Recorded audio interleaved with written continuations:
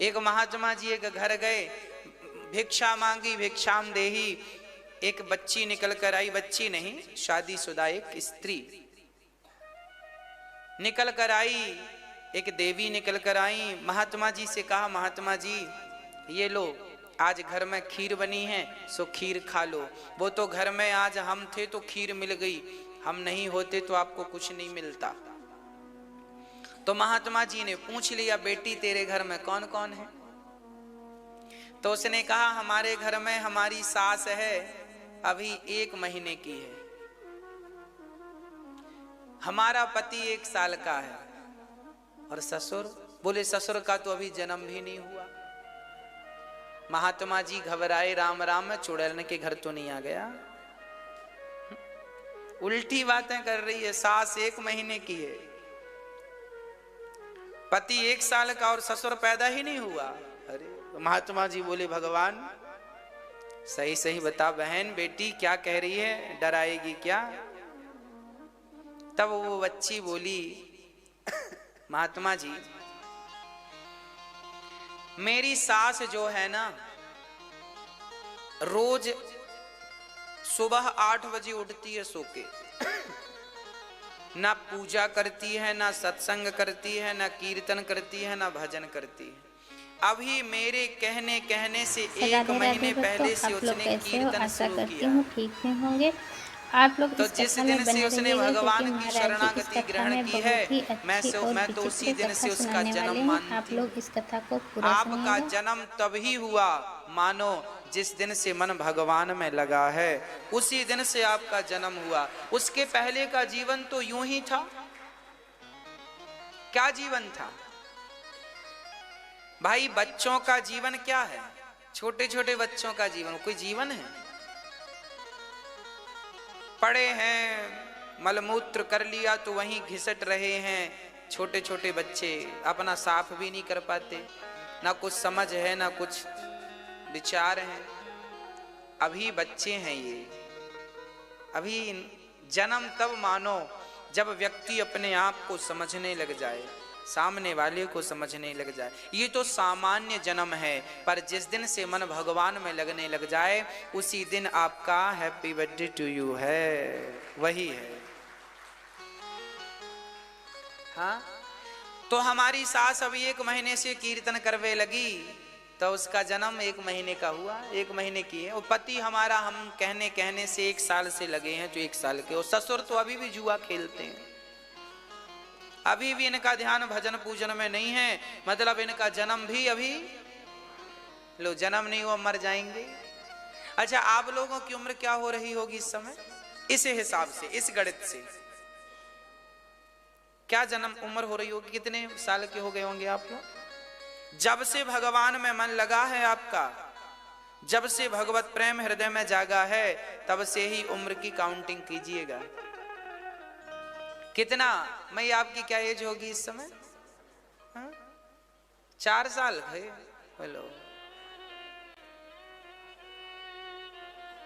अब आप देख लो कि आपकी क्या एज है। अब आप अकेले में बैठ के बात करना अपने से। जानिए तवहीं जीव जब जागा,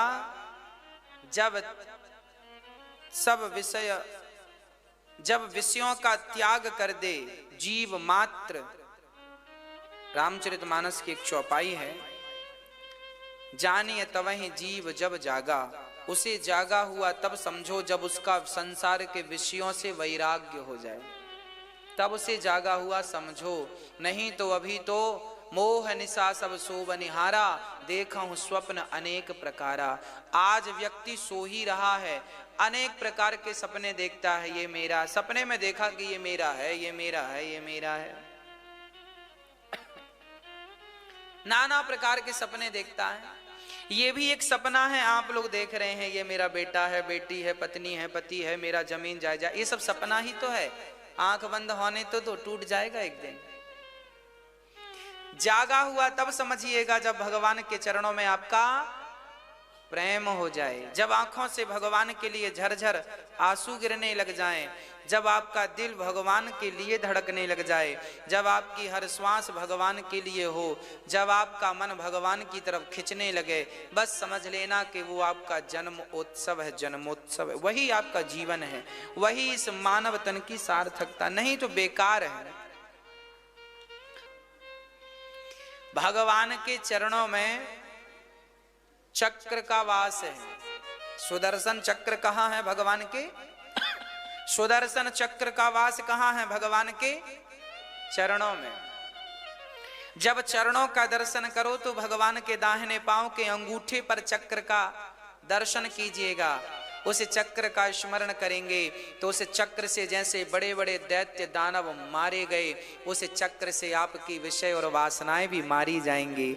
आपके अंदर जो विषय वासना है और जिन्हें आप मारना चाहते हैं, तो भगवान के चरणों के दाहिने अंगूठे के अंदर चक्र का ध्यान कीजिए, भाव बनाइए कि चक्र है, और वो चक्र जब ध्यान करेंगे तो आपके हृदय की बुराइयों को भी वो चक्र समाप्त करेगा।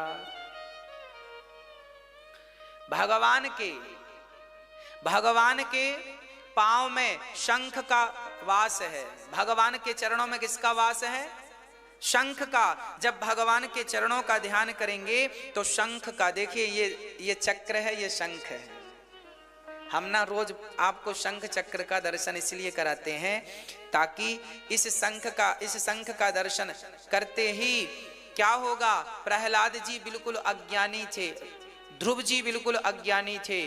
ध्रुव जी को भगवान ने उनके गालों पर शंख का क्या किया था? स्पर्श करा दिया था। तो शंख का स्पर्श करते ही बड़े ज्ञानवान हो गए थे। ये वही शंख है। भगवान के चरणों का चिंतन करेंगे तो उनके चरणों में शंख का स्पर्श कीजिएगा। देखिए ये भगवान के चरण हैं जिन पर शंख है, चक्र है। देखिए ये टीवी पर आप देख रहे हैं, ये भगवान के चरण हैं। फिर से दिखा दो भैया। और चरणों का ये देखिए, सारी चीजें आपको स्पष्ट रूप से प्राप्त हो जाएंगी ताकि आप इनका दर्शन करें। भाई जी जरा दिखाओ शंख का स्पर्श ऐसे। अब हम इनको देखिए, आप देखिए टीवी पर, देखिए भगवान के ये चरण हैं, इन पर देखो चक्र बना है ना। चक्र का जब ध्यान करेंगे तो भाव यही है कि भगवान आप हमारे भीतर की तमाम बुराइयों का नाश कर दीजिए। अब दूसरे पांव में देखिए शंख बना है, शंख का ध्यान करते ही भगवान, जब आप शंख का ध्यान करेंगे तो आपको भी ज्ञानवान बना देंगे, भगवान अपना बोध करा देंगे। इसलिए शंख का ध्यान। भगवान के चरणों में कमल का पुष्प है। जैसे कमल कीचड़ में रहता हुआ कीचड़ से परे है, ऐसे भगवान के चरणों में जब कमल का ध्यान करेंगे तो भगवान भी हमें संसार में रहते हुए भी, भगवान हमें संसार में फंसने, अपनी माया में फंसने नहीं देंगे। वो सदा अपने में लगा के रखेंगे। ये कमल का दर्शन है। तो भगवान के चरणों का आप दर्शन किया करिए। भगवान के चरणों में ध्वजा भी है, झंडा। भगवान के चरणों में किसका दर्शन कीजिएगा आप? ध्वज का। ध्वज का दर्शन करने से क्या होगा? जैसे ध्वजा हमेशा लहराता रहता है, जो भगवान के चरणों का चिंतन करता है उसका परचम सदा दुनिया में लहराता रहता है। इसलिए भगवान के चरणों का ध्यान करना चाहिए। सदा हमें भगवान के चरणों का क्या करना चाहिए? ध्यान करना। इसलिए चावल, चंदन, तुलसी भी भगवान के, आप लोग ना भगवान के माथे पे तिलक लगाती हो या लगाते हो, ये सही नहीं है। अरे भगवान के चरणों में ही सब कुछ है। और जो चिन्ह भगवान श्री कृष्ण के, राम के, नारायण के दाहिने पांव में है, वही निशान राधा जी के बाएं पांव में है, सीता जी के बाएं पांव में है और लक्ष्मी जी के बाएं पांव में है। क्योंकि वह नारायण ही राम है और वह नारायण ही कृष्ण है। तो जब नारायण का दाहिना पांव में जो निशान है वह लक्ष्मी के बाएं पांव में, और जो लक्ष्मी जी के बाएं में है, दाहिने में है, वो भगवान के बाएं में है। भगवान के चरणों का ध्यान करना चाहिए। इसलिए भगवान के चरणों का ध्यान करना चाहिए। और भगवान रहते भी चरणों में ही है। माता पिता के चरणों को ही प्रणाम क्यों किया जाता है? गुरु के चरणों का ही प्रणाम क्यों किया जाता है? अतिथि के चरणों का प्रणाम ही क्यों किया जाता है? क्योंकि वह जगत का पालनहार चरणों में ही बैठता है। भगवान का वास चरणों में है, इसलिए चरणों को छूने की परंपरा रही है भारतवर्ष में। हाँ, समझ रहे हैं कि नहीं? हम हिंदू लोग ही माथा टेक के पांव पड़ते हैं। आपको पता है दूसरे धर्म के लोग पांव नहीं पड़ते। आपको पता है कि नहीं? दूसरे धर्म के लोग तो अपनी मां के भी पांव नहीं पड़ते। वो कहते हैं हम तो केवल अपने उनके सामने झुकते हैं। अरे भाई, हम तो अपनी मां को ही भगवान मानते हैं, अपने पिता को ही भगवान मानते हैं, अतिथि को भगवान मानते हैं हम। इसलिए हमारी उम्र गवाइए मत। मैं तो आप लोगों का फायदा चाहता हूं। वो लोग बड़े नुकसान में चल रहे हैं जिनका मन अभी भी भगवान में नहीं लगा। आपका तो फिर भी इतना लगा है कि आप वृंदावन तक आ गए। आपका मन तो फिर भी इतना लगा है कि आप कथाओं से प्रेम करने लग गए। अच्छी बात है ये। आज के नौजवान बच्चों को बेटा बेटियों को भी हाथ जोड़ के कहो बेटा कथा सुनो, थोड़ा सा ज्ञान लो। तो भगवान श्री कृष्ण जो कि पूर्ण ब्रह्म परमात्मा, पूर्णमिदः पूर्णमिदं पूर्णात् पूर्णमुदच्यते पूर्णस्य पूर्णमादाय पूर्णमेवावशिष्यते, वह परमात्मा जो सब कुछ करने की सामर्थ्यता रखते हैं, आज उनका जन्म हुआ और उन्हें मारने के लिए कौन आया? कंस के कहने से पूतना पूतना लोक बालघ्नि राक्षसी रुधिरासना जिघांसयापहरये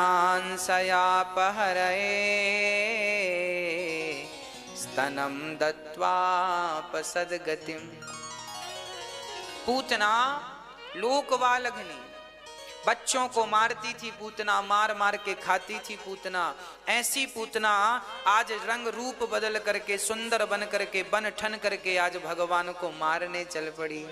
आज पूतना के भी भाग्य जाग गए। अरे किसी भी भाव से, गाली देने के भाव से ही सही, कोई बिहारी जी का दर्शन कर ले तो उसका कल्याण तो हो ही जाएगा। रावण ने भगवान को मारने के लिए भजा था। रावण ने भगवान का सामना किस लिए किया था? कि मैं इन्हें मार दूंगा। वो खुद मर गया, विषय अलग है।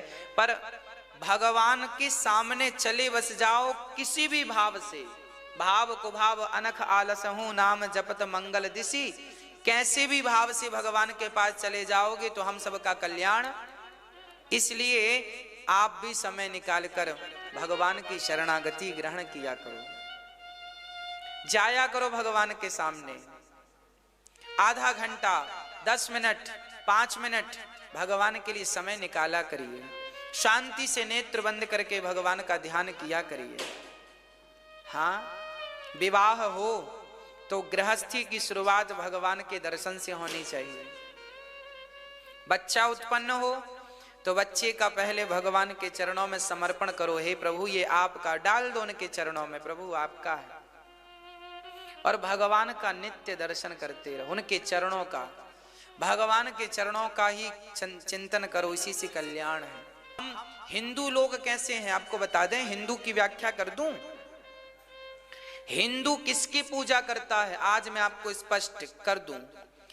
दुनिया में जितने धर्म हैं वो धर्म हमारी गहराइयों को ना कभी समझ पाए ना कभी समझ पाएंगे, क्योंकि उनमें इतनी अक्ल ही नहीं।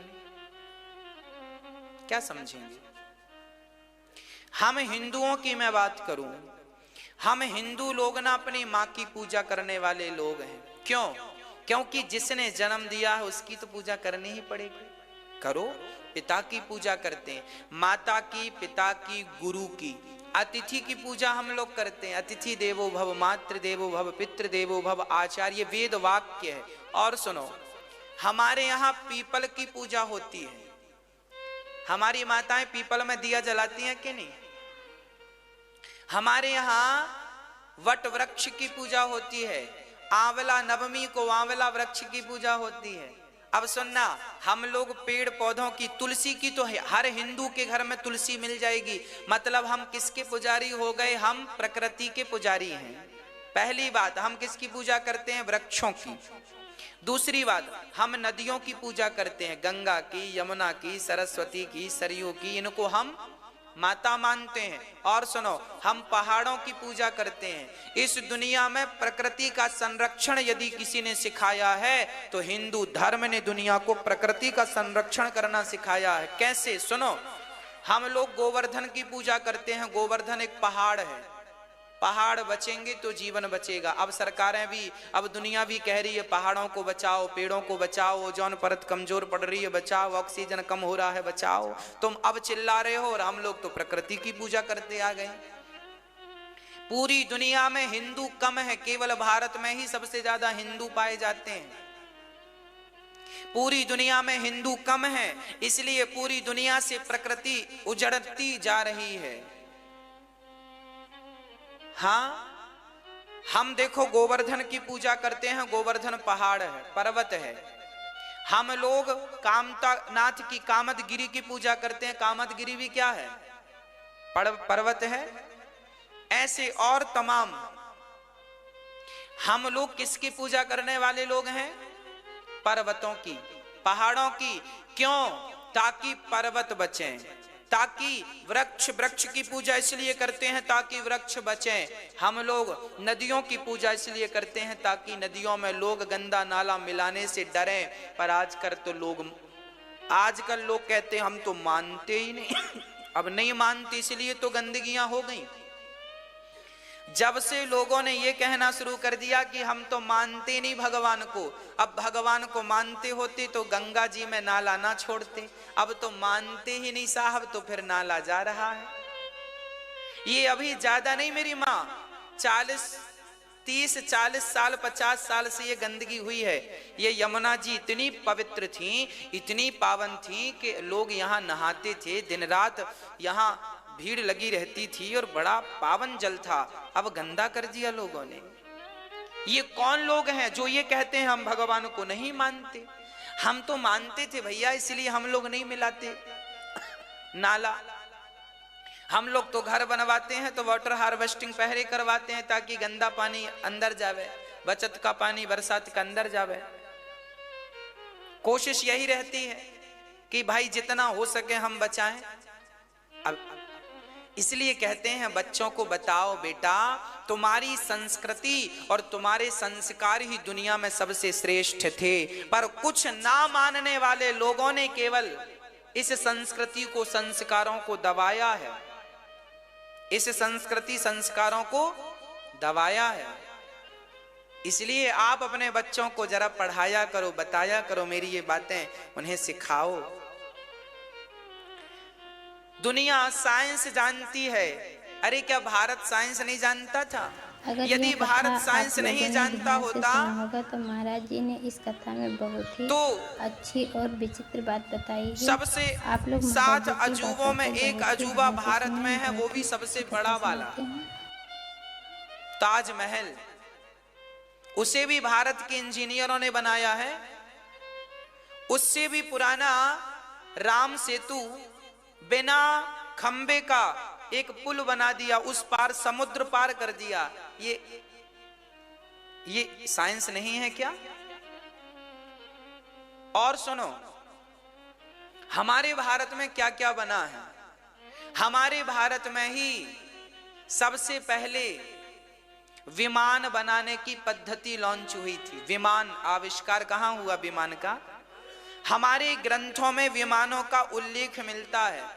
हमारे ग्रंथ इतने प्राचीन हैं कि विमानों को, इन ग्रंथों को लिखने वालों ने विमानों को देखा और देखकर फिर लिखा। यदि देखकर ना लिखा होता तो पुष्पक विमान का उल्लेख यहां मिलता है कि नहीं?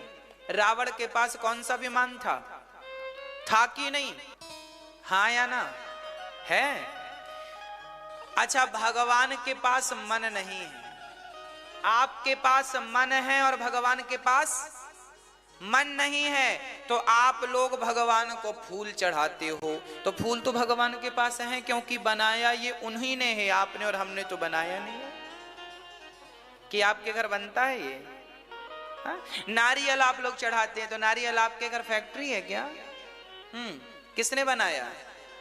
भगवान ने। तो भगवान की वस्तु भगवान को क्या? आपका जन्मदिन है, एक सज्जन का जन्मदिन था, गुरुजी को बुलाया, गुरुजी आना, गुरुजी गए, तो गुरुजी ने उसके जन्मदिन पर उसके घर की टीवी खोलनी शुरू कर दी। टीवी खोली, चेला बोला गुरुजी क्या कर रहे हैं, पर चेला शांत रहा। टीवी खोली गुरुजी ने उसके घर में, उसके सामने, और टीवी खोल के चेले को पकड़ा दी, बेटा हमारी तरफ से गिफ्ट स्वीकार करो।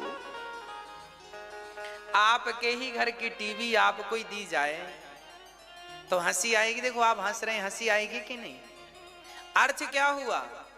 भगवान भी हंसते होंगे जब आप उन्हें पुष्प चढ़ाते हैं। अरे हमारा हमको ही पकड़ा रहा, अच्छा नारियल हम नहीं बना और हमको ही फोड़ रहा ले। तो भगवान को ये सब मत दिया करो, फॉर्मेलिटी मत निभाया करो। भगवान के पास जो ना हो वो दो ना, मेरे पास जो ना हो वो दो तो काम बने, जो है वो देने से क्या फायदा? हाँ, तो भगवान को वो दीजिए जो भगवान के पास क्या नहीं है। भगवान के पास, भगवान कहते हैं हमारे पास मन नहीं है क्योंकि हमारा मन गोपियों ने चुरा लिया। हमारा मन किसने चुरा लिया? गोपियों ने। तो भगवान बिना मन के हो गए। भगवान कैसे हैं? बिना मन के। तो देखो आप लोगों के पास मन है कि नहीं? हाँ जी, आपके पास मन है और भगवान के पास मन नहीं है, तो आप अपना मन भगवान को दे दो। प्रभु यही तो भीष्म पितामह ने की, ऐति मति रूप कल्पिता वितृष्णा। मैंने अपना मन, मैंने अपनी बुद्धि आपको समर्पित कर दी। भगवान को मन दो क्योंकि उनके पास मन नहीं है।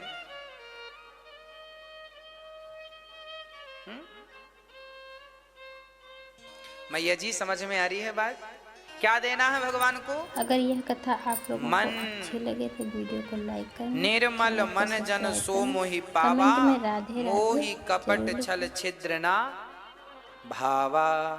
भगवान को मन पसंद है और पूतना मौसी तन सजा के गई है। अब पूतना को कौन समझाए कि पगली, हाँ भगवान को तन नहीं, भगवान को मन पसंद है और इसने मन दिया नहीं, तन सजा के गई। तो भगवान ने आंखें बंद कर ली, हम तुम्हें देखेंगे भी नहीं।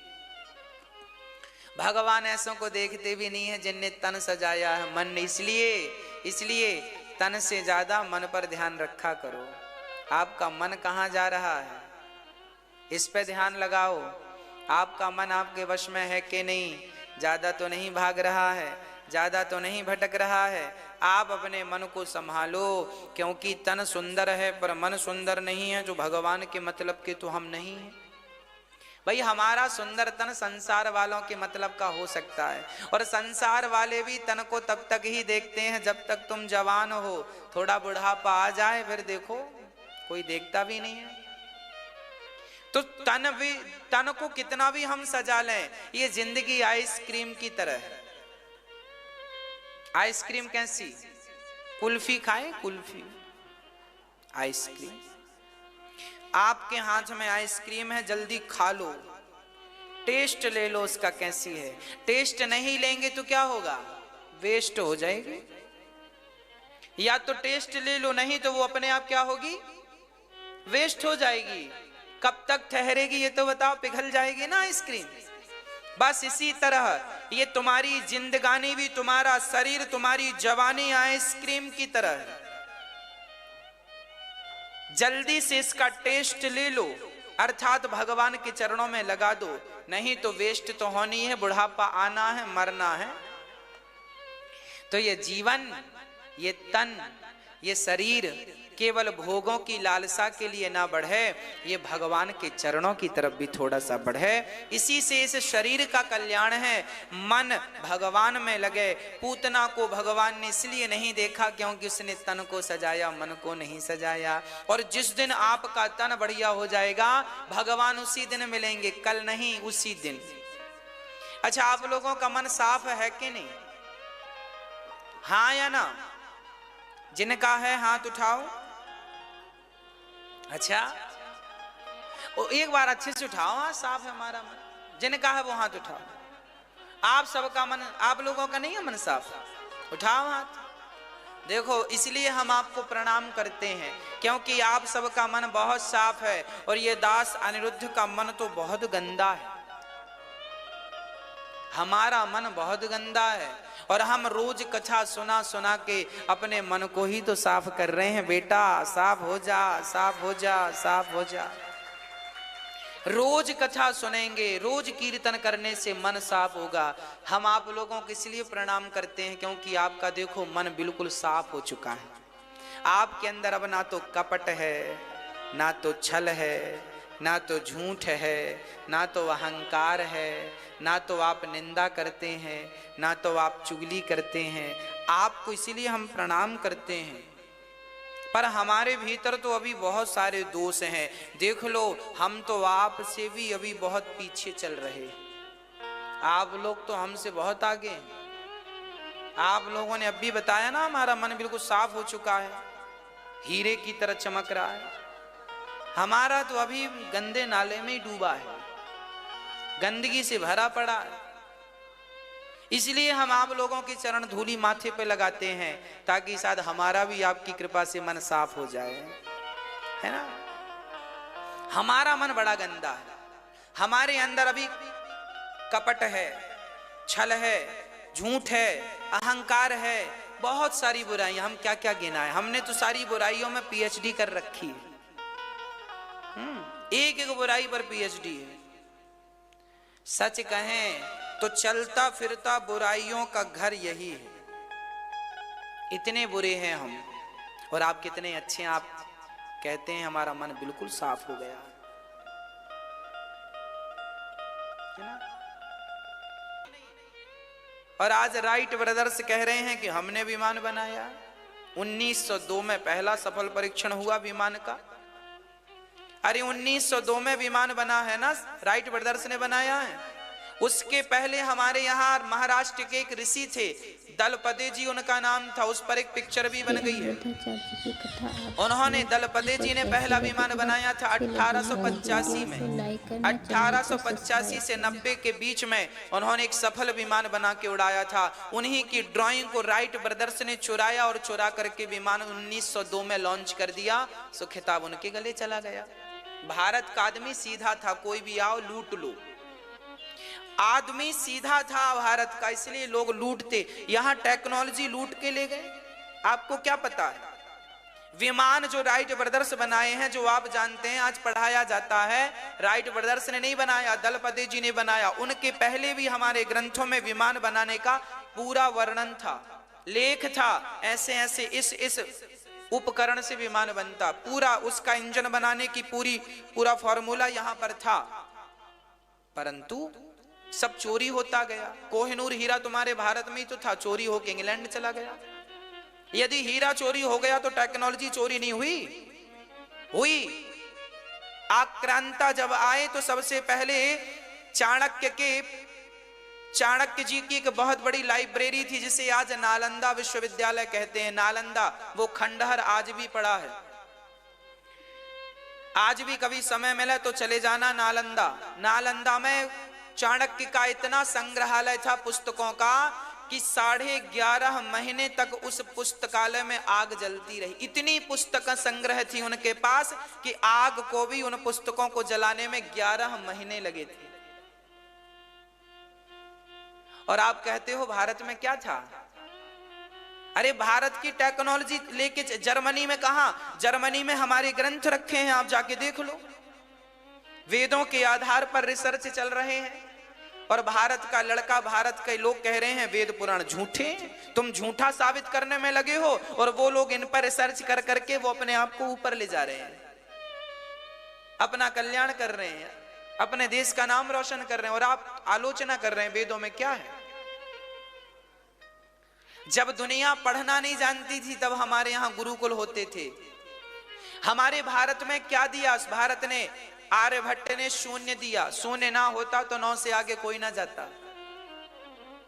आज कंप्यूटर है तो शून्य ही ना होता तो कंप्यूटर कर क्या लेता? कहने का तात्पर्य यह है, आपने भारत को कम आंका है। चूंकि इसलिए कम आंका है चूंकि आपके आज की युवा पीढ़ी भारत के बारे में जानती नहीं। उन्हें लगता है अमेरिका अच्छा है, जापान अच्छा है, इटली फलाना अच्छा। अरे भाई, ये सब हमारे देश की टेक्नोलॉजी पर काम कर रहे हैं।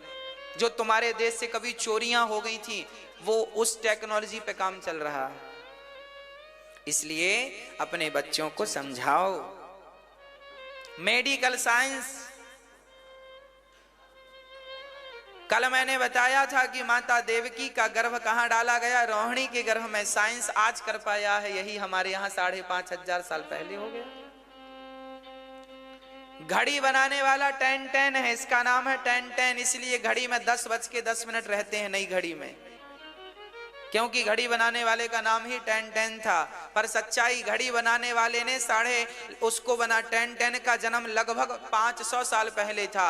और हमारे यहाँ घड़ी का आविष्कार 1400 साल पहले हो गया था। कोणार्क मंदिर में प्राकृतिक घड़ी बनी रखी है, जाकर देख लो। 10 का जो नया नोट है उसमें उसका चित्र भी बना है।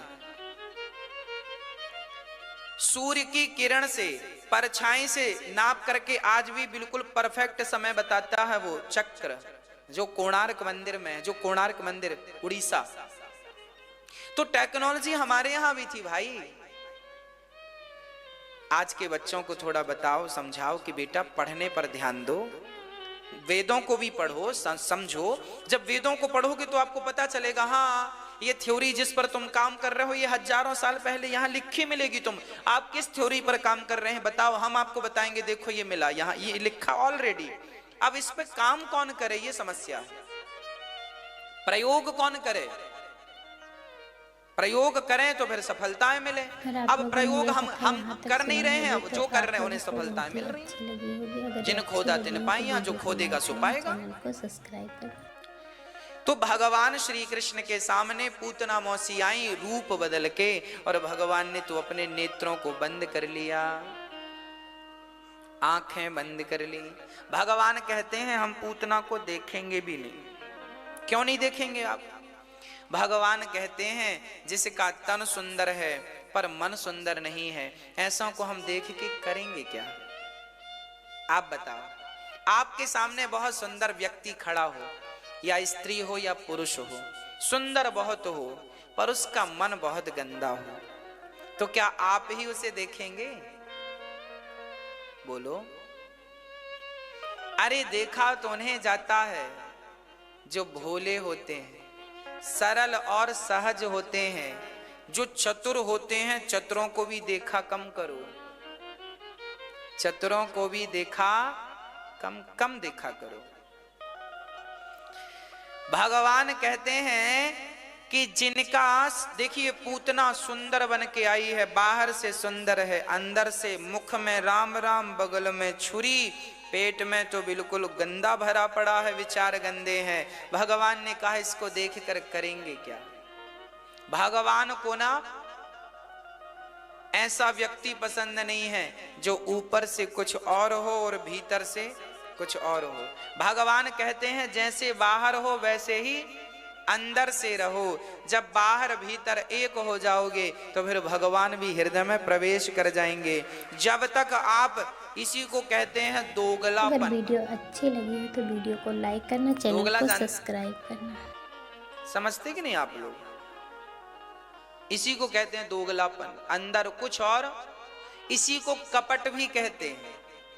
और भगवान ने स्पष्ट कह दिया है, भगवान ने कह दिया निर्मल मन जन सो मोहि पावा, मोहि कपट छल छिद्र न भावा। हमें क्या चाहिए? निर्मल मन चाहिए। आपके पास मन है कि नहीं? कपट किसे कहते हैं? कपट किसे? चलो मैं कपट की आज व्याख्या, आपके पास समय है कि नहीं? आज हम कपट की फिर से व्याख्या करेंगे। कपट किसे कहते हैं? रामचरितमानस में लिखा है, निर्मल मन जन सो मोहि पावा, मोहि कपट छल छिद्र ना भावा। पहली शर्त है कपट। ये कपट क्या है? देखो, मैं लोभी हूं, मैं लोभी हूं, मैं लोभी तो हूं, पर अपने आप को कहूं कि मैं बड़ा संतोषी हूं। मैं हूं एक्चुअली लोभी अंदर से, पर मैं समाज के सामने अपने आप को बड़ा संतोषी बताऊं। इसको क्या कहेंगे आप? क्या कहेंगे? इसी का नाम है कपट। मैं हूं बड़ा कामी, मेरी रोम रोम में वासनाएं भरी पड़ी है, पर मैं अपने आप को कहूं, हां मैंने तो काम को जीत लिया। मैं तो सबको माँ के रूप में देखता हूं, बहन और बेटी के रूप में देखता हूं। मैं बातें तो ऐसी करूं और भीतर मेरे काम भरा है, तो फिर आप मुझे क्या कहेंगे? मुझे कहेंगे आप कपटी। इसी का नाम क्या है? कपटी। मेरी माँ, मैं आपको नहीं कह सकता, पर मैं अपने आप को कहता हूं कि मैं कपटी हूं। क्यों?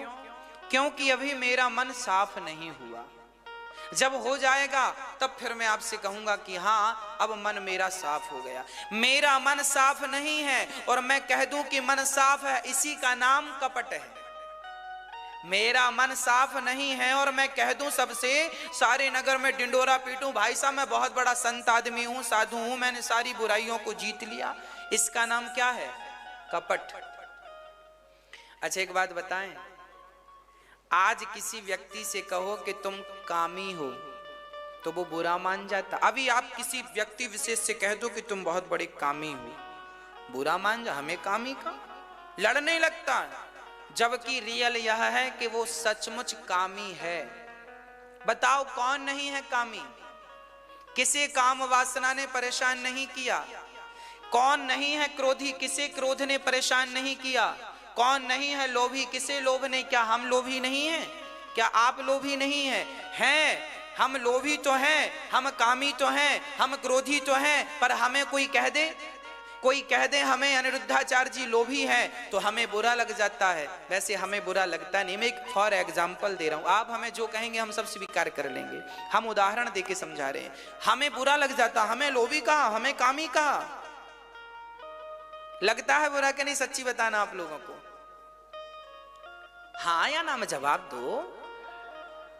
अच्छा आपको कह दे कि ये व्यक्ति बड़ा दुष्ट है तो आपको बुरा लगता है कि नहीं? जबकि सच्चाई पलट कर देखिएगा अपने आप को, आप में एक दुष्टता नहीं है। ना जाने कितनी दुष्टताएं भरी हैं। हम दुष्ट तो हैं, पर हमें कोई कहता है कि दुष्ट हो तो हमें बुरा लग जाता। अरे भाई बुरा क्यों लग रहा है? तुम दुष्ट हो तब तो किसी ने दुष्ट कहा है। वीडियो को लाइक करना, तो अपनी दुष्टता को साफ करने की जगह तुम बुरा मान के बैठ गए, हमें दुष्ट कह दिया। यही कपट है। जो बुराई आपके भीतर है आप उसे स्वीकार नहीं करते। आज किसी को कह दो कि तुम कामी हो, लोग स्वीकार नहीं करेंगे, जबकि कामी हैं फिर स्वीकार नहीं करते। चोर है पर स्वीकार नहीं कर रहा कि मैंने चोरी की है। चोर है, चोरी करी है, पर स्वीकार नहीं। ये क्या? इसी का नाम कपट है। और भगवान कहते हैं तुम जैसे हो, कामी हो ना, कामी बनकर आओ मेरे पास। क्रोधी हो ना, क्रोध में आओ। लोभी हो ना, लोभ में आओ। जैसे हो वैसे आओगे तो मैं तुम कैसे भी हो आ जाओगे तो तुम्हें गले से लगा लूंगा, और तुम बन ठन के आओगे तो तुम्हें स्वीकार नहीं करूंगा। हनुमान जी जब पहली बार राम से मिलने गए तो हनुमान जी पंडित जी बन के गए थे, ब्राह्मण का शरीर बना के गए थे। क्या बन के गए थे? ब्राह्मण थे तो बंदर। राम जी के चरणों में गिर पड़े, भगवान जी से कहने लगे, हाँ असमय हे प्रभु मेरे जैसा कौन है? मैं देखो आपको पहचान ना सका। भगवान ने गले नहीं लगाया। जब हनुमान जी अपने बंदर के रूप में आए तो राम जी ने उठा के गले लगा लिया। तुम बंदर हो और ब्राह्मण बन के जा रहे हो? अरे तुम बंदर ही बन के आओ ना। भगवान कहते हैं मैं तो गले लगाने को तैयार हूं, पर अपने उसी वास्तविक रूप में आओ जो तुम्हारा वास्तविक स्वरूप है। क्या जरूरत है तुम्हें? मैं ज्ञानी नहीं हूं, जैसे कि मैं ज्ञानी नहीं हूं और मैं सबसे कहवाऊं कि मैं ज्ञानी हूं, इसका नाम क्या है? कपट। अरे मैं मानता हूं ना कि मैं पढ़ा लिखा नहीं हूं, मैं अज्ञानी हूं, मान लो ना साहब। कब तक भार लेके चलोगे? मैं ज्ञानी नहीं हूं, मैं जमाने को झूठ बोल सकता हूं मेरी माँ, पर अपने आप को तो झूठ नहीं बोल सकता। आप मुझे समझते हैं कि महाराज जी बड़े ज्ञानी हैं, पर मैं जानता हूं कि मैं कितना ज्ञानी हूं। आप मुझे कहते हैं आप बड़े भगत हैं, मैं जानता हूं। देखो दुनिया की बातें जाने ना जाने, पर व्यक्ति खुद अपने आप से कभी असत्य तो नहीं कह सकता ना। आप हमसे झूठ कह सकते हैं, अपने आप से तो असत्य नहीं कह सकते ना। आपको तो पता है कि आप कितने गहरे पानी में हैं, मुझे पता है कि मैं कितने गहरे पानी में हूं। मेरे अंदर कितना अच्छाई कितनी बुराई मुझे पता है ना। इसलिए मैं जैसा हूं, गंदा हूं तो गंदा जाऊं। भगवान के बिहारी जी मैं ऐसा ही हूं, क्या करूं? मैं कामी हूं सो हूं, लोभी हूं सो हूं, अहंकारी हूं सो हूं, क्या करूं? अब कहां छिपाते फिरूं इन बुराइयों को। इसलिए कहते हैं स्वीकार करो और सुधार करो। दो चीजें, अपनी बुराइयों को पहले तो, तुम्हें कोई दुष्ट कह दे तो कभी बुरा ना मानना, हृदय से उसका धन्यवाद देना कि उसने तुम्हें ठीक ठीक पहचान लिया। और तुम दुष्ट हो तो अपनी दुष्टता ठीक करो, अपने को साफ करने में समय लगाओ। दूसरों पर तुम क्या उंगली, हमें दुष्ट कहा, हमें नहीं जानता कौन है, इससे क्या होगा? ये तो छिपाना हो गया ना अपनी कमियों को, ये क्या हो गया? ढकना हो गया। और जो ढकता है ना वो तो देखो, घाव ढकने से थोड़ी ठीक होगा, प्रॉपर इलाज करने से ठीक होगा। ढकने से क्या, आप देखेंगे नहीं, हमारे यहाँ घाव है हमने कपड़े से छिपा लिया, आप देखें ना, कब तक नहीं देखेंगे, कब तक आपसे छिपेगा? इसलिए जो है रियल, जैसे हो वैसे ही बिहारी जी के पास जाओ। बिहारी जी मैं कामी हूं, आया है तेरे दर पे ये कामी पुरुष। कहो अपने गुरु जी से, भगवान से, किसी से तुम स्वीकार करो ना करो, भगवान से तो स्वीकार कर लो, प्रभु मैं ऐसा हूं। फिर देखना भगवान तुम्हें गले लगाते हैं कि नहीं, स्वीकार करते हैं कि नहीं। अब तुम हो बिल्कुल दुष्ट पर बने हो बड़े सज्जन, यही कपट है और यही भगवान को बिल्कुल भी पसंद। मोही कपट छल छिद्र ना भावा।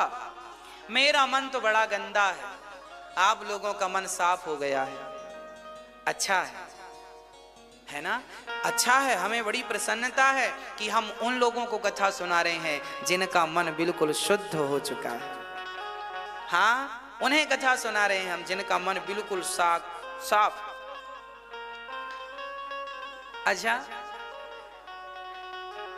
एक राजा थे, कपट की परिभाषा समझे कि नहीं? किस किस को समझ में आई है? अच्छा, 1 2 3 4 5 6 7 लोगों की आई है। मैं आपको नहीं आई? नहीं आई? अरे राम राम राम राम, आपकी समझ में नहीं आई? मैं आपकी समझ में आ गई तो समझा दो अपने बाजू वाली को।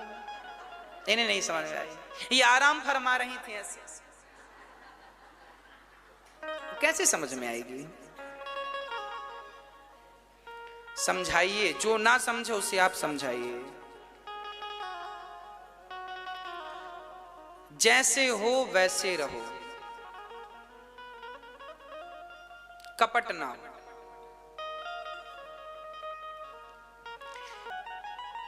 जब भगवान की प्राप्ति के लिए चलो तो केवल मन में भगवान हो, ना शरीर का ध्यान हो ना संसार का। यदि किसी का ध्यान रहा तो फिर भगवान में ध्यान लगेगा कैसे? भगवान का ध्यान तो वही करेगा ना जो बिल्कुल खाली है। तो पीपा जी ने पत्नी की परीक्षा ले ली कि ये तो बिल्कुल तैयार है, ये तो शरीर का मोह करती नहीं, चल पड़े।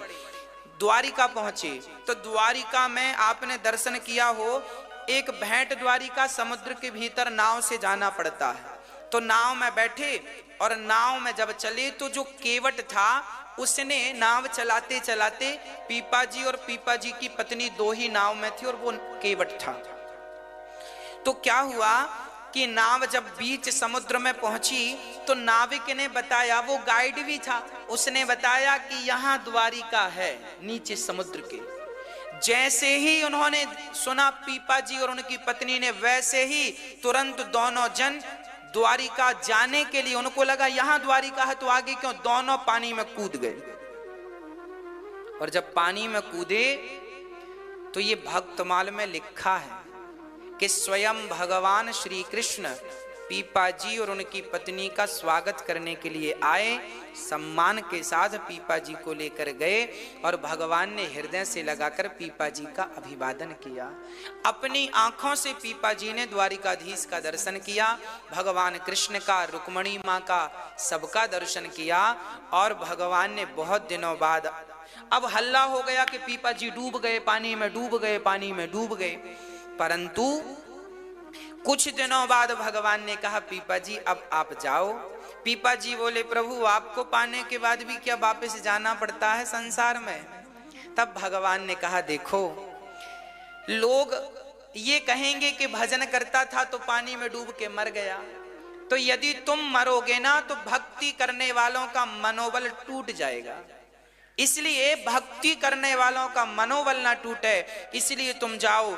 तो शरीर के साथ दोनों पति पत्नी, पीपा जी और उनकी पत्नी शरीर के साथ भगवान ने निकाला और वो समुद्र में चलते चलते किनारे पहुंच गए। सारे लोग दंग रह गए, ये पीपा जी हैं, कहां से आ रहे हैं?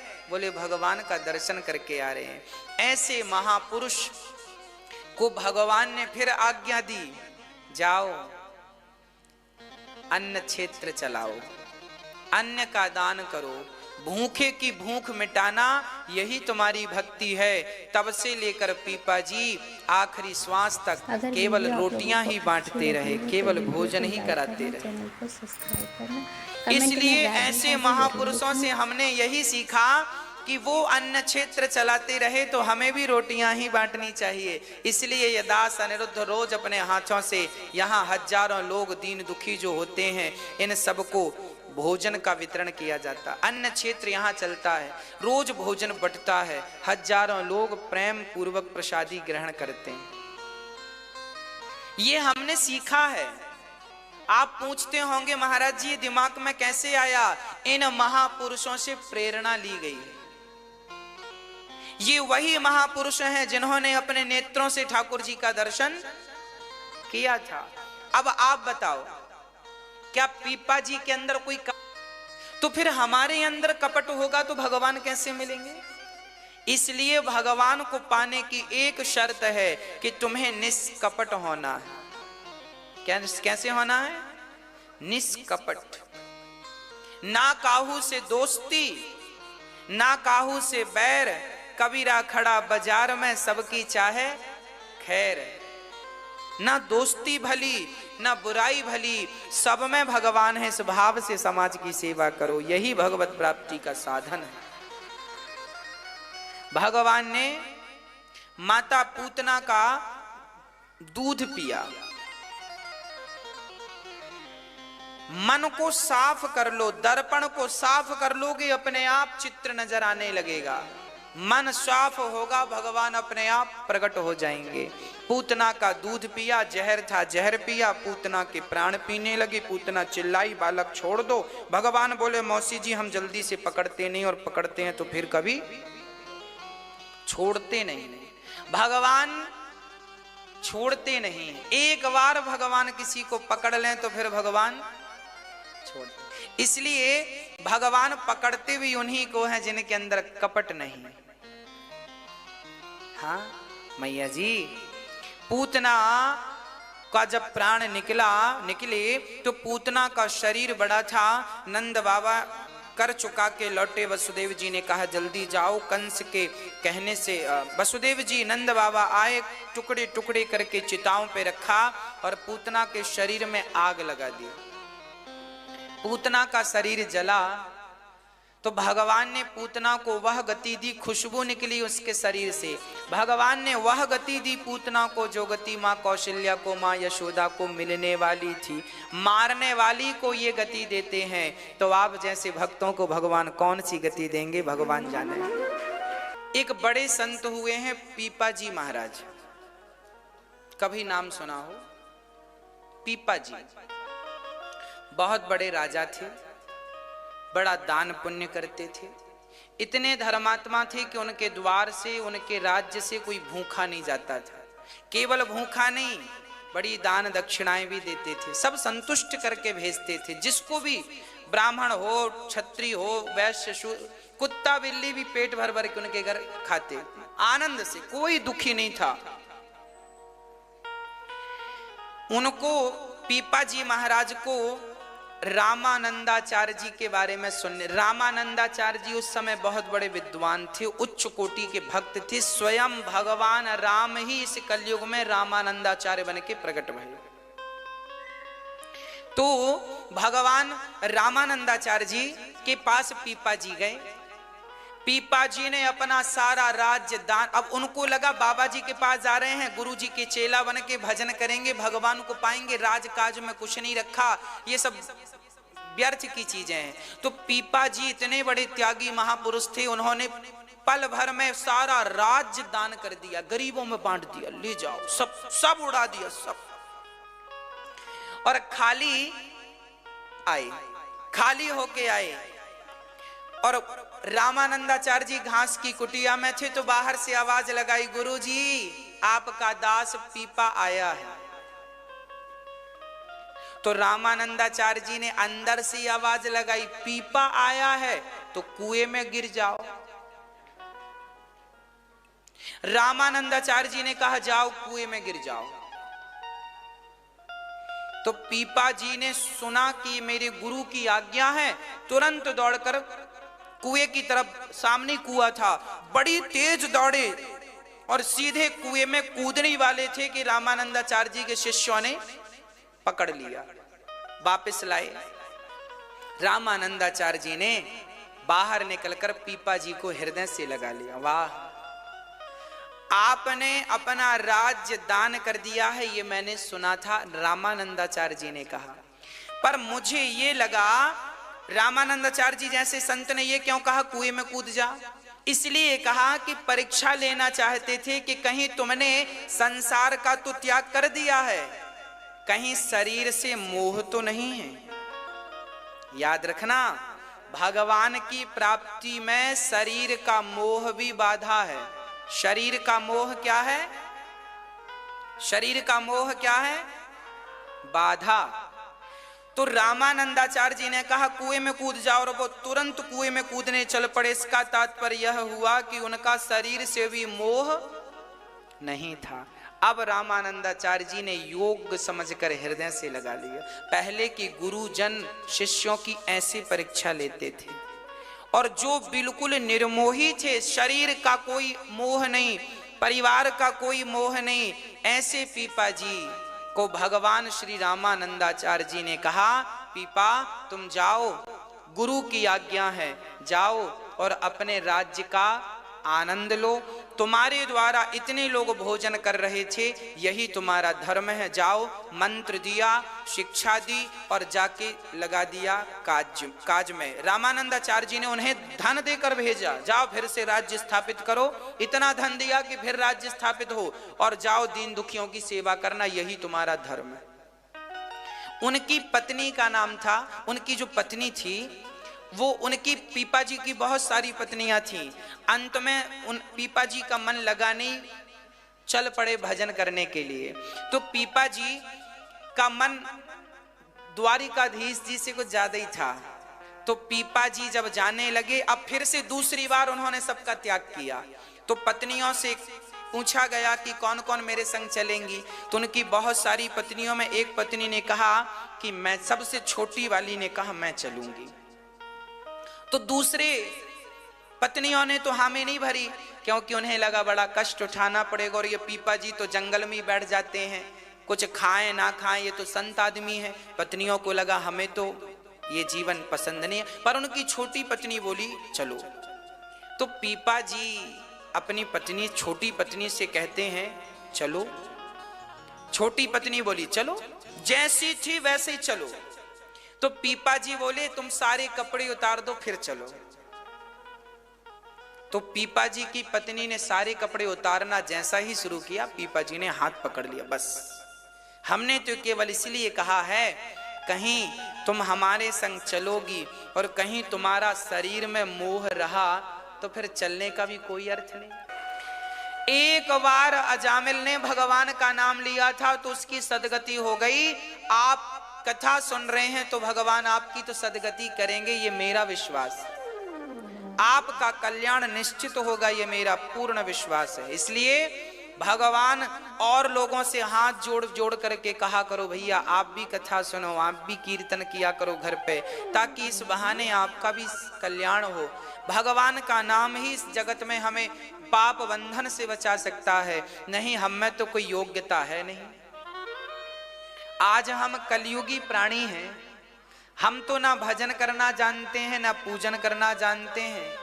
हम लोग तपस्वी तो नहीं हैं, तपस्वी भी नहीं है। आज शुद्धता पवित्रता का भी ख्याल नहीं है, इसलिए हम तो मौसम असमय अधम सखा सुनु मोह पर रघुवीर, कीन्ही कृपा सुमरी गुण भरे बिलोचन नीर। मेरे जैसा अधम कौन होगा, मैं कौन हूं? असमय अधम सखा सुनो, मेरे जैसा अधम कौन होगा? मैं कैसा हूं मेरी मां? अधम। मौसम कुटिल कौन खल कामी। ये गोस्वामी तुलसीदास जी का परिचय है। तुलसीदास जी से पूछा गया आप कौन हैं? तुलसीदास जी कहते हैं मैं अधम हूं, मैं कुटिल हूं, मैं खल हूं, मैं कामी हूं। जबकि ये चारों लक्षण तुलसीदास जी में थे नहीं, फिर भी वो अपने आप को क्या कह रहे हैं? मैं अधम से भी अधम हूं। इसलिए अपने आप को सूरदास जी कह रहे हैं मैं कौन हूं? सूरदास जी से पूछा गया आप कौन हैं? सूरदास जी भी कहते हैं मैं कामी हूं, क्रोधी हूं, लोभी हूं, लालची हूं, अधम हूं। क्या क्या ना कहा, कितनी गालियां अपने आप को दी। हम लोग गालियां दूसरों को देते हैं और हमारे ऋषि मुनि अपने आप को गालियां देते हैं। मन क्यों संसार में उलझा पड़ा है? मन को डांटते हैं, मन को गाली देते हैं। मन कब तू भगवान में लगेगा, कब भगवान की शरण में जाएगा, यही उलझा रहेगा क्या? देखो तुलसीदास जी ने क्या कहा, रे मन तू सत्संग कर। रे शब्द से संबोधित किया। रे लोग कहते ना रे मत बोलो हमें। रे गाली, एक प्रकार की गाली है ना। रे क्या है? गाली। रे लोग कहते हैं रे और बे मत बोलो।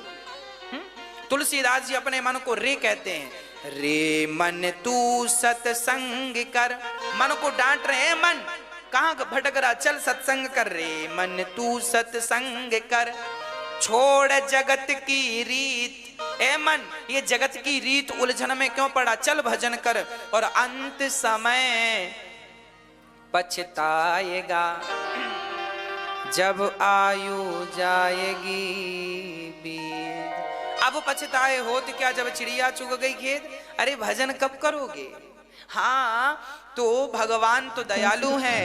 तो राधे राधे। अगर अहो वकीयम स्तन काल कूटम तो अच्छी लगी हो महाराज जी, जिघांसया पाययदप्य साध्वी लेभे गतिं धातृचितां ततोऽन्यं कंबादयालुं शरणं ब्रजेमा। भगवान पूतना पर कृपा करते हैं।